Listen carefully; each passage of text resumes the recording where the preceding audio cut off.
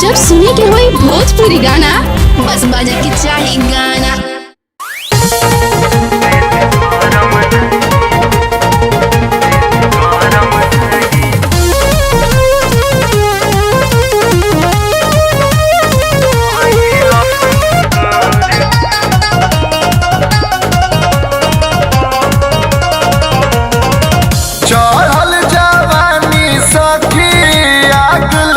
जरता पियावा के रिमोट नहीं दे कूलिंग करता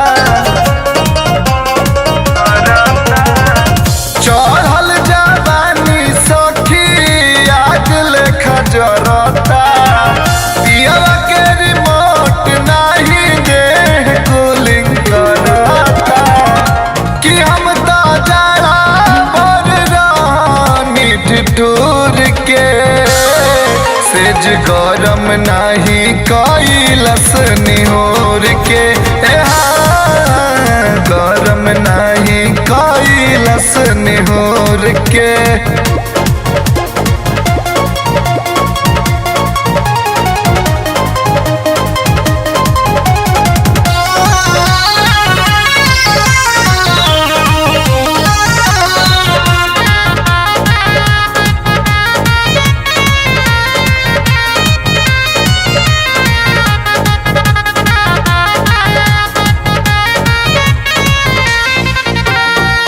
बाजा में धोके कबो सुतल ना साथ हो टप टप चुअल पानी पूरा बरसात हो।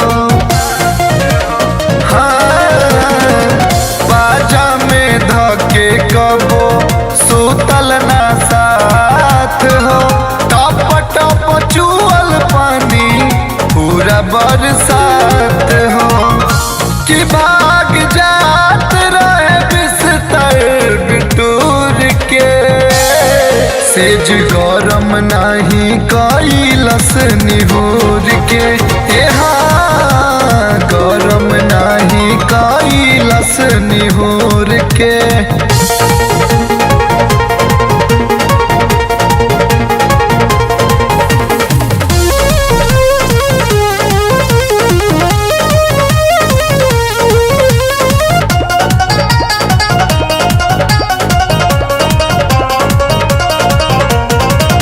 कई साल बीत गईल अइले हो गवाना रोवता चूल्ही कबो लागल ना लावना। हाँ कई साल बीत गईल अइले हो गवाना रोवता चूल्ही कबो लागल ना लावना। नाली जाम कैले बानी लुगा हुर हुर के सेज गरम नहीं कैलस निहोर के गरम नहीं कैलस निहोर के। पियावा के रिमोट नहीं दे कूलिंग करता कि हम तो जरा ठिठुर के सेज गरम नहीं कैलस निहोर के।